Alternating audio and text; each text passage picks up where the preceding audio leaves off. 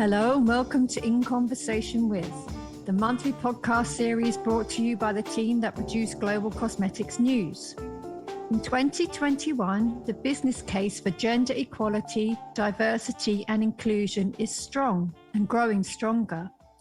Indeed, political activism has become the new business currency, especially in the beauty space, where many brands have ditched gender marketing and opted for more inclusive messaging. But what about the actual product? Let's face it, everyone has skin. Is defining product category and brand as feminine or masculine still relevant in the 21st century? And how is the beauty industry reimagining gender? To help me answer these questions and more, it is my pleasure to introduce this month's panel. Hello to Mallory Huron, Strategist, Beauty and Wellness at Fashion Snoops. Hello to Lillian Tung, co-founder and CMO at Fur. And a warm welcome to Jennifer Norman, founder at Humanist Beauty and the Humanist Beauty Movement. Welcome, everybody. Hi. Hello. Hi, thank you for having me. Mallory, let's start with you. In 2021, what are the key social drivers influencing diversity in beauty movement? Well, I think culturally, we've reached a global reckoning. We've been tracking the evolution of this global fight for a brighter, more equitable future, and it's a future that requires some uncomfortable conversations. Discussions about politics, race, class, personhood, and gender continue to disrupt industries, especially the beauty industry, and challenge societal norms, resulting in brands taking a stand on important issues to align with consumer expectations. What's driving this socially is that consumers are more educated than ever before on key issues, and they're also increasingly uncompromising in terms of supporting a brand that doesn't align with their beliefs. This is why we saw such a mad scramble by brands last year in response to the global BLM protests, as the beauty industry has been forced into a collective reckoning by consumers who have simply run out of patience for inaction, lack of transparency, and excuses. In addition to consumer demands, we're also seeing several interesting trends develop socially that's driving this movement forward. Decolonizing health and wellness spaces, for example, is a big one that we're tracking. In addition to the healing of racial trauma, hair discrimination, inclusive shade options, and more fluid gender standards, along with a greater visibility for disabilities. That last one is a big one, as the disabled community has historically been left out of several key conversations about diversity, and only now are we seeing the beginnings of a substantial shift towards increased visibility. And with all this taken in a balance, this is a very powerful moment for activism. And it's also really a great time for openness and healing for communities. We love examples like the Transparent and Black Wellness Collective, which is the first wellness collective and studio for the Black community. The Wellness Collective creates spaces for Black people to heal from intergenerational trauma through trauma-informed swim classes, access to therapists, stillness rooms, and even fitness classes for the Black community. This collective was born out of a mission of communal healing across the African diaspora through healing spaces, work, and the exploration of intergenerational trauma. And at Fur, Lillian? For Fur, we were seeing a lot of these social drivers starting around the same time we started as a company. So back in 2016, we were wondering, well, why is the status quo of beauty, of what's been dictated towards society as the standards of beauty, why is that the way it is? And I think society has come to a point of reckoning, to Mallory's point, of the status quo wasn't enough. And there was enough over time, this dissatisfaction with how things were going, and things were not leading to a place that made a lot of sense for this generation, right? So of course, between climate change, between the discrimination, the lack of inclusivity, the outdated stigmas and taboos, leveled against races and genders and women, it just became the time of a culmination of so many movements, and also the audience was there to hear it, and it was just ready for this, this time. And I think it's just all of these things have come together at the right time and the right place, with also like the right leaders who are speaking out on it, whether it's in the beauty space or, sort of like a societal cultural space, who are there leading it. And talking about the right time, what are the social drivers for the humanist movement, Jennifer? Thank you, Siobhan. Thank you so much for having me today. And it's very interesting because I'm a person who's actually been in the beauty industry for over 20 years now, and I've seen this evolution firsthand. I've seen so many interesting facets and evolutions within within society. And I'm particularly talking about the US because my lens is primarily US based. But what I was noticing is that, in the past, if we can think about how people had this scarcity mindset, where a few at quote unquote the top, the tastemakers, would create an elitist aspiration of what beauty really meant. And so society went along with that. It really had to do with this idea of competition. And if, you're not looking the best, or if you don't wear the best, or if you don't, behave a certain way, then you might not necessarily get the guy, get the girl. You might not necessarily even get the job, to be honest. And so I think that over time, there has been just this culmination of this damage that this kind of mindset has done to us culturally.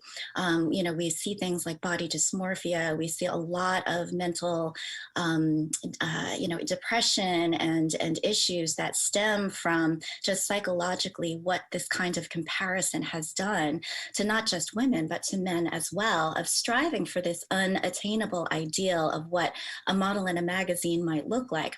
And so it's really been fascinating to see this new kind of democratization, which has evolved along with technology, which perhaps started with YouTube and some of the early influencers that would come along and essentially, not be afraid to show themselves and show their flaws, and how, to do makeup. And it was just, really fascinating to see that there had been this massive shift in power and in clout from major media to the everyday person. And along with that is this, this interesting occurrence where we do have so much more diversity in society. We do see that people are, having children that are having these, interesting or rare diseases, such as myself. I happen to be a mother of a disabled boy who has a chronic genetic disorder, and so I'm very attuned to the need for diversity as it comes to ableism. But and we're seeing things like autism and type 1, type 2 diabetes just becoming so apparent. And so there is this recognition that what we were seeing in the mainstream media was not reflective of society at large.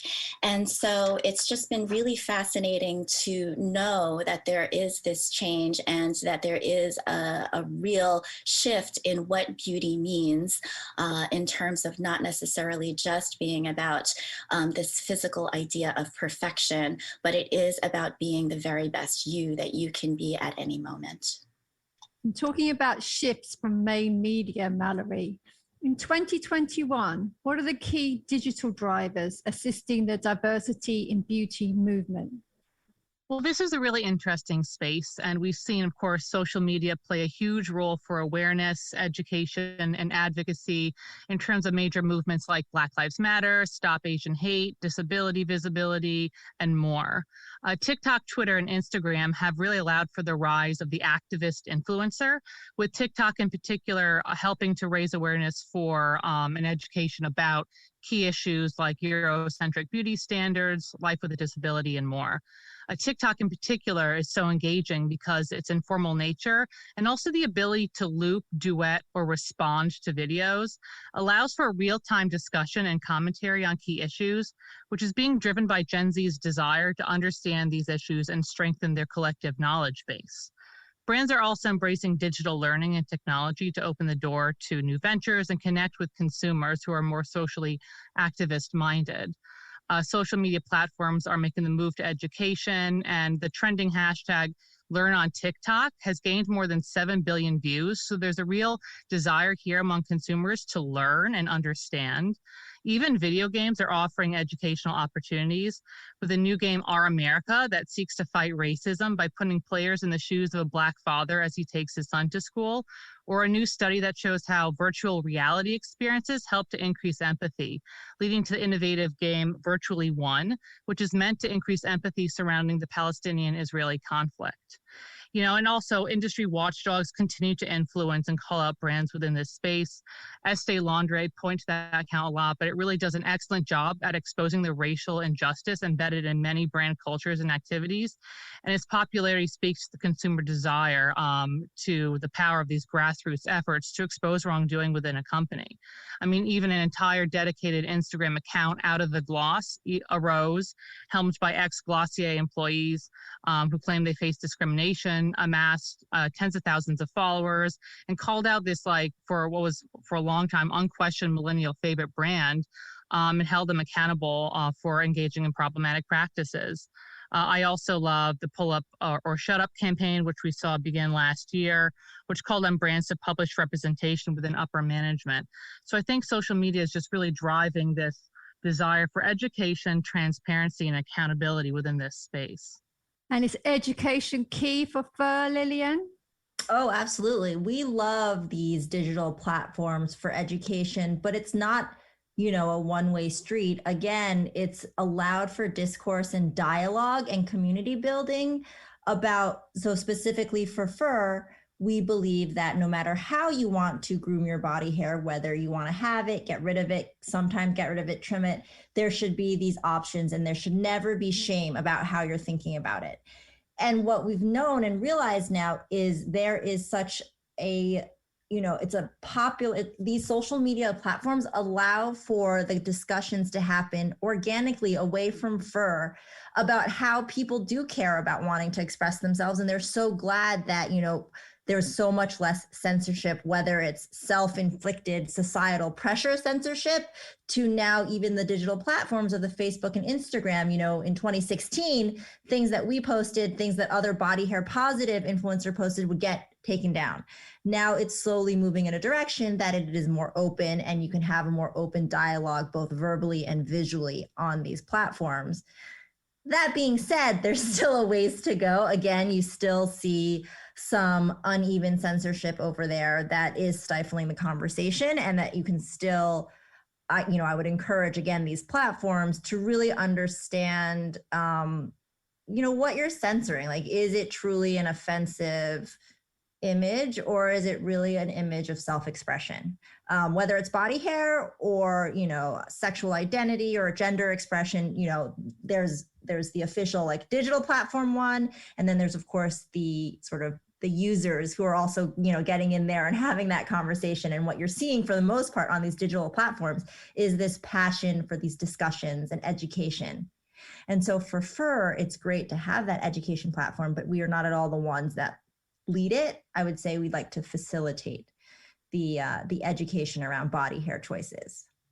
And is digital media facilitating the humanist movement, Jennifer? Yes, Siobhan, absolutely. We are actually a digitally native organization and brand. And what I will say is that, there is so much controversy and discussion about, what digital or social media is doing to our, young consumers and impressionable consumers. And my viewpoint is that, like anything and like most things, social media, digital technology, these are all tools. And it's really what you do with them, or what you're actually absorbing in terms of media content that, that is going to make the difference.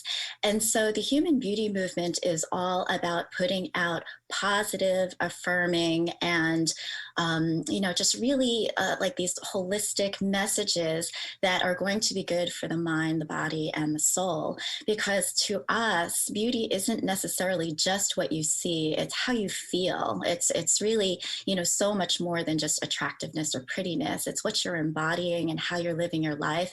and how you're kind of expressing the journey day by day as a form of practice. That's why we call it a movement, not necessarily a goal. And so the interesting thing that we're seeing from a digital perspective is that because, pretty much everybody has a cell phone, almost everybody has a laptop. I mean, the amount of content that is being generated is just extraordinary, and it continues to grow and grow and grow every single day. And so no matter who you are, you can have a voice, and you can put yourself out there. But then on the flip side, there are so many messages. And so it can be overwhelming if you don't necessarily limit yourself. And so, while it's wonderful that you can find your tribe, and you can pretty much find any kind of affinity group or various place where you can kind of align and find people that, have your values or see beauty in the way that you do, which is wonderful. There's also still so much out there that I would consider, quote unquote, toxic. That's not necessarily in the right vein. I will often use the quote, hey, influencers, what are you doing with your influence? Because I do see that there is, quite a bit of self-aggrandizing. There is this interesting shift where the, mainstream media is being, held and their feet to the fire for putting out these unattainable types of images, yet at the individual level, there's such an obsession with beauty filters, and people are putting out, kind of unattainable content of themselves to give themselves kind of a false impression of what they look like, and what is that doing to mental wellness and mental health. And so we are definitely ones that ascribe to balance. We're ones that ascribe to, utilizing technology in ways to improve yourself and to learn about what true beauty truly is. And then also really see what we can do to help guide or provide direction to beauty companies and other individuals in terms of, what is wellness, and what can we do when we find ourselves kind of tipping the scales to a certain degree that, might not necessarily lead to long-term wellness. And so, yeah, that's what we're about. Talking toxic, Mallory, in 2021, what are the key environmental drivers impacting diversity in beauty movement? Well, a crucial component that connects social justice with environmental advocacy is the gaining awareness of environmental racism. In a nutshell, environmental racism refers to various intersections between climate change and systemic racism, which often disproportionately affect oppressed or disadvantaged communities. Canada, for example, recently introduced a bill specifically addressing environmental racism, with a bill that would study the effects of pollution and climate change on marginalized people. Within beauty, we're seeing this issue manifest in several ways, but one of the most powerful examples I've seen is the rising rejection of toxic hair products by BIPOC communities. Consumers are strongly questioning not only the personal hazard, but environmental damage being done by toxic products, specifically within hair care. Many of the products that have been typically used by or sold to BIPOC communities are increasingly shown to be contributing to disproportionate health problems. Beauty standards that have favored Eurocentric hair types of straight, sleek hair have forced Black women to use products with an abundance of harmful chemicals that have been linked to specific pathologies within the Black community, like fibroids or breast cancer. In essence, this is an area where environmentally damaging toxic chemicals have been disproportionately directed towards a specific community, systemically and across several years through a beauty standard. It's bad for health, it's bad for the environment, and consumers are definitely calling for change within this area, increasingly seeing the importance of recognizing these links and fixing them. And for Lillian? Yeah, I think there's definitely, a link between the mentality of, if you are a brand who thinks diversity is not needed, then you're also a brand who's not thinking really towards the now and to the future. And that's where consumers are demanding a alignment between representation and diversity with responsible environmental practices, because those seemingly different views are actually very similar, because they just come down to the fact of, are you respecting others? Are you respecting the environment that you are in? and how your impact now will affect into the future. And so for us at Fur, of course, everything we do, is about representing diversity and beauty, but also at the same time, having a moment to think about how what we're doing, what we're creating is affecting not only the social impact, but definitely the environmental impact of, sustainability into the future. And is alignment with the environment key at the humanist movement, Jennifer?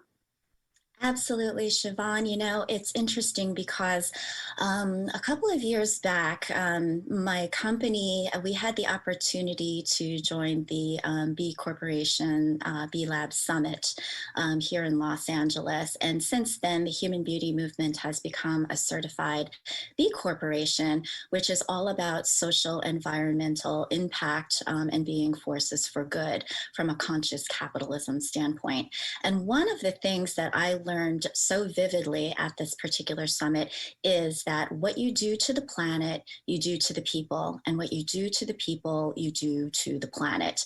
We are inextricably linked. And so if we as a society are of an exploitive and extractive mindset, that is exactly how we have been treating the marginalized and those that have less. We've been exploiting and extracting. And luckily now there's this huge awareness for the fact that this is not sustainable, number one, nor is it right. We are leading to our own extinction by not thinking about everyone as equal and not even thinking about the planet as something that we should think of as precious and, we shouldn't be taking for granted. And so similarly, as the economy and as this, this kind of quest for growth that we have been on in an industry over the past, call it, 70 years or, perhaps even almost a century now, has really caused this crisis of environment in climate change and in waste and in, all of these issues that are leading to, toxicity in pesticides and whatnot. And so, are we doing too little too late? Perhaps, but we have to try to make change so that our future generations can be well. And similarly, there is also this call for what we're calling climate justice, because what we're finding is that there are these marginalized and poor communities that are being kind of unbalanced in terms of the effect of climate change upon them that they did not necessarily, have the responsibility for creating. And so luckily there are companies that, are within the B Corporation or certification and those that are really trying to do good by the environment and by understanding and appreciating the need for us to kind of right the wrongs that have happened in the past in terms of diversity and being much more regenerative and cooperative rather than competitive. So that is something that we absolutely advocate at the Human Beauty Movement. And talking conscious capitalism, Mallory, in 2021, what are the key governmental drivers aiding or abetting the diversity in beauty movement? Well, in America and elsewhere, legislation is being introduced to more specifically codify and protect rights, responding to the worldwide call for social justice movements. For example, my home state of Connecticut just signed into law legislation aimed at increasing gender and racial representation within state government and to make it easier for a more diverse pool of candidates to run for office.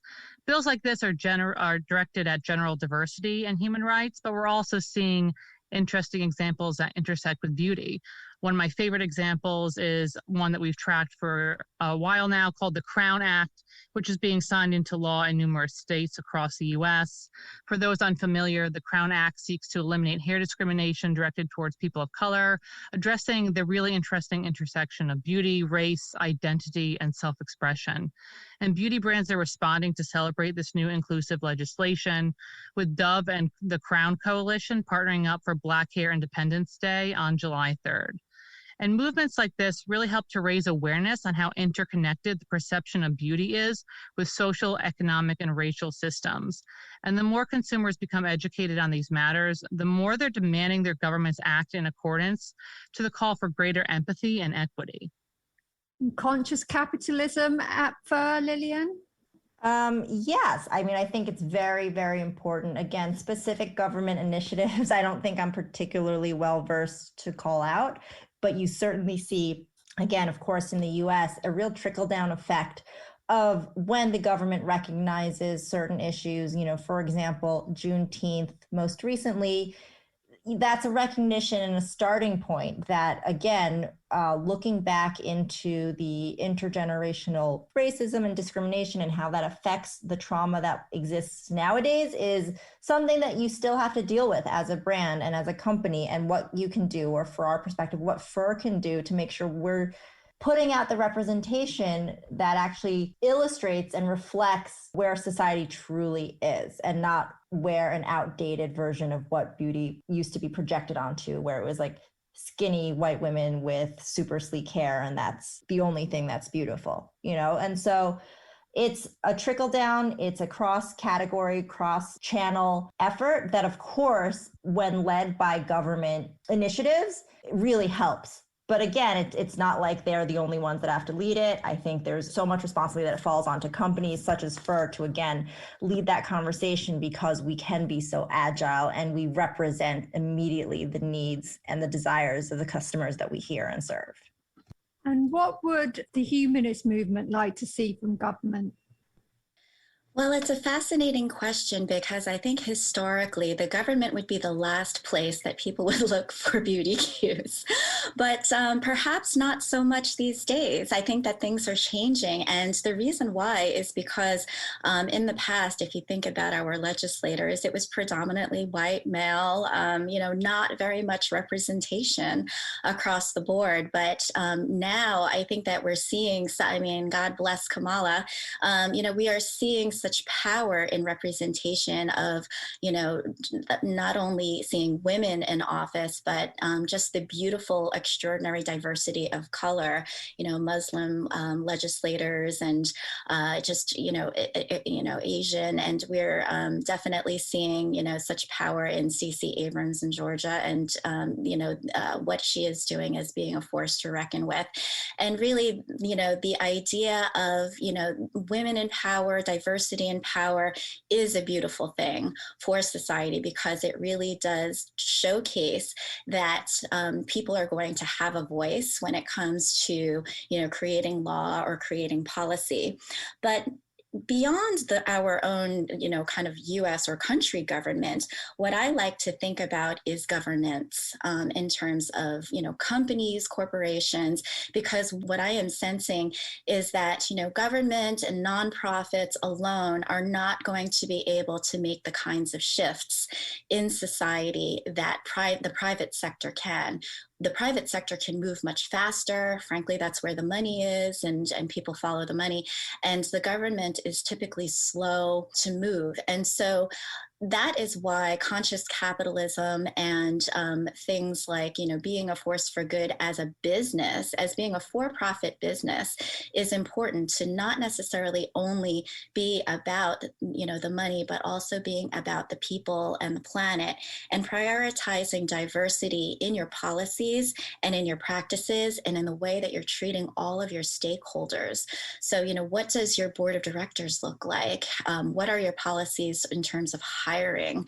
What kind of programs do you have in place to, help those that might be queer, or who, may have a disability, and just making sure that you give everybody a seat at the table, so that there's inclusivity and that there's justice, and that everybody feels that they have a voice. And talking about a seat on the table, Mallory, what should the diversity in beauty movement look like in 12 months' time? Well, that could and should distinction is very important. What it should look like is quite different from what it could look like. But I think there's a sense of both optimism and realistic expectations here. What's a bit surreal is that this same time last year, the beauty industry was posing the same exact question. I read so many pieces to the effect of what can we change within a year? Where do we expect the industry to be within a year? As brands and consumers alike grappled with these monumentous cultural moments, not only Black Lives Matter, but of course, Stop Asian Hate and many others. This really allows us to look back at the promises made by various companies as a sort of gauge of past behavior as an indicator of future behavior and grade their progress in this arena, which has essentially been a mixed bag of encouraging progress and still hollow promises. My hope for the next 12 months for diversity and beauty movement is for some real substantial change. We've seen small steps like Unilever removing the term normal from their beauty packaging and ads to better focus on inclusivity and positivity. But these steps are admittedly small when taken in the balance compared to the bigger picture. What I'm hoping for are some brand partnerships and bold movements that authentically demonstrate to consumers that the beauty industry is changing in a more fundamental way. And it would be nice to see some of these bold movements come from key larger players, not just from smaller indie brands who have historically been the driver behind any substantial change within this space. So over the course of the next year, we expect consumer demand for greater diversity, representation, inclusivity, and equity to grow. And these consumers are increasingly advocating for these demands on social media, bringing their grievances directly to brands' doorsteps. This level of accountability will only grow as consumers become more educated and aware about brand practices, narrow beauty standards, and other key issues. I also expect to see much more growth within decolonizing beauty and wellness, which is a very hot topic right now, as BIPOC communities speak out about the white gaze that has taken over many of these industries. Companies like Slow Factory Foundation speak out about the issue and call on members in the industry to listen to Indigenous voices and wisdom, while the iCollective organization works to create a new narrative about the historical contribution of Indigenous peoples within foraging and wellness. So really seeing these conversations address across industries, across spaces, and really bring these uncomfortable conversations to a place where we can then get past the point of awareness and start enacting real change. What are your hopes for the next 12 months, Lillian? Well, I do think, again, yes, indie beauty brands have been really the ones leading the push towards diversity, but there's only so much the furs and the fur-sized businesses can do to really make this mainstream. So I agree with Mallory. I would love it to see these bigger companies who've got the spend, who've got the consumer base, and who have the brand awareness to really get in there and do more than just performative activism. So campaign representation, product creation that speaks more to a diversity of needs, and also putting pressure from them to make sure that all the vendors that they work with and all the channels they advertise on and all their internal corporate practices also reflect the messaging that they're putting out there. Because I know the indie brands that, are in my peer space, we are all doing that. But we can only enact so much change in 12 months because we're small and we have other, we're truly still trying to build a business. For these global powerhouses, I would sort of put forth the challenge to them to really not just depict outwardly this diversity and push that forward, but also look internally and also expansively across their network of who they work with. And that's really how you can get the most bang for your buck to move this movement forward. And your hopes, Jennifer? Wow, I have so many hopes. I would say that, over the past year, let's face it, this world has been through crisis. And it seems like a lot of the motion in terms of diversity has been reactions to these watershed moments of trauma, unfortunately. If we think about George Floyd and Black Lives Matter, and if we think about Stop Asian Hate, and what's going on with the accusations against Chinese or Asians, with respect to COVID. And so what I would love to see is for us to move past the trauma and come to this place of healing where we can stop shouting at each other and accusing each other and being offended by each other, and instead come to a place where we can have real conversations with each other with quieter voices, perhaps, where we can really kind of, sit down and see eye to eye and, not just talk the talk and understand, but really kind of of move forward in a meaningful, progressive way that is based not on hate, but on love, so that we can be this wonderful fabric of diversity, which is built upon unity, but first and foremost and ultimately based upon love. That's what I would love to see. And with that, I would like to thank my guests, Mallory, Lillian, and Jennifer, for joining me today, and to you for listening.